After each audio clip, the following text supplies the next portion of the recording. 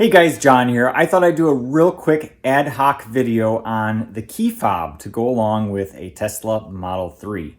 So this little carrying case that I have for my key fob is something that I found on Amazon for, gosh, it was probably under $10. I'll try to find a link and post it here in the comments or in the description of the video. But the key fob holder that comes on Tesla's website, I had that at first. It lasted maybe a year at most. The rubber on that will eventually start to stretch and then the key fob will start to fall out. So while it's great and looks awesome, it just doesn't last very long.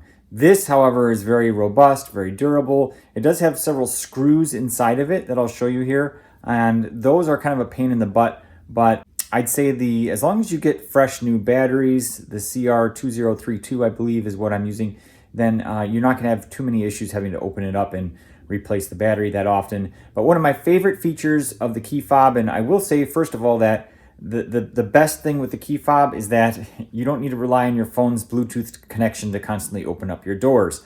I found that several times I'd walk up to the car and I'd go to open up the door and the handle just wouldn't release the door latch. And I was like, what's going on? So then I'd have to go into my app, unlock the doors from that way, and it was just annoying. But this now, if I ever have that happen, which it does, by the way, happen, and I'll tell you, it's not typically Bluetooth. Actually, what it is the car is asleep, and the car just isn't responding to the Bluetooth connection.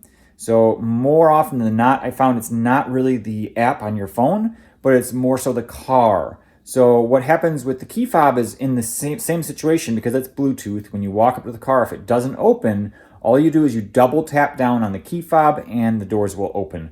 But my favorite feature by far with the key fob is being able to do the summon. And when I say summon, I'm not talking the smart summon, I'm talking the dumb summon. The summon where you can just have your car go in reverse. And if you set the settings so that you can open up your garage door with the summon, which can be dangerous, but in the 3 years I've been testing it, I haven't had any issues where the garage doors come down on the roof of my car. And I'm always aware that could happen, so I'm ready to take over, and I'm typically next to the switch in my garage so that if it does start to go down accidentally, I can then reverse the action pretty quickly. So without further ado, I'll go ahead and show you guys Here are some settings that you do need to make sure you pay attention to, especially if you're going to use the key fob. You need to make sure that you require continuous press to say no.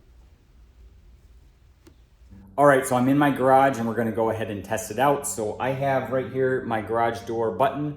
I always test this in the garage. I always use this in the garage. I don't use it from my bedroom. Some people do. I think it's a little bit risky because you never know if the garage door goes down on your car accidentally. Here is the key fob. All I need to do is hold it down. What will happen is the mirrors will fold in. I immediately have to press the back button to put it in reverse, and then it will recognize the garage door is closed.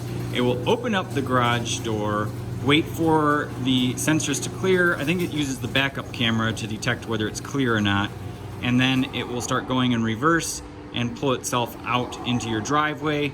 And then the really cool part is once it exits the garage, you can either press down on the key fob to stop the car at any time, or you can wait for it to complete its maneuver here. But either way, once the car finishes moving, it will close the garage door automatically. So that's pretty nice and convenient. So here now I have it programmed to go, I think 40 feet. And then once it reaches its final destination, it will stop and then automatically initiate that garage door, the Homelink command. So here we go on the count of 3, 1, 2, 3. And the garage door closes.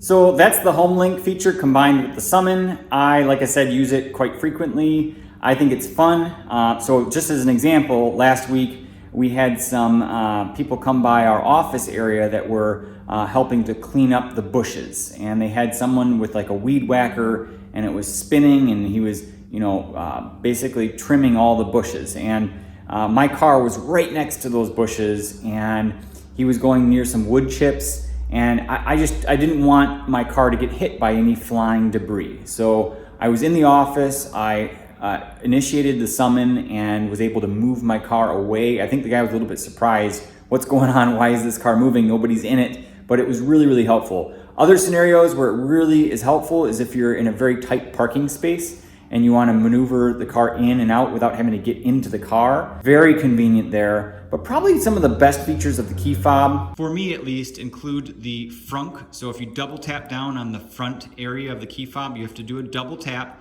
the frunk will open. And I love that because otherwise you have to come up with some fancy NFC near field communication sticker with some Raspberry Pi or something in your car, or just use the phone app, and that's just kind of cumbersome and inconvenient in my opinion. Key fob is great for that. That's a big use case for me. And then also the trunk, you can double tap down and open up the trunk, and that's also convenient. So to lock the car, you single tap, and to unlock, you double tap. And that's it. Thanks a lot for watching, guys. We'll see you in the next video.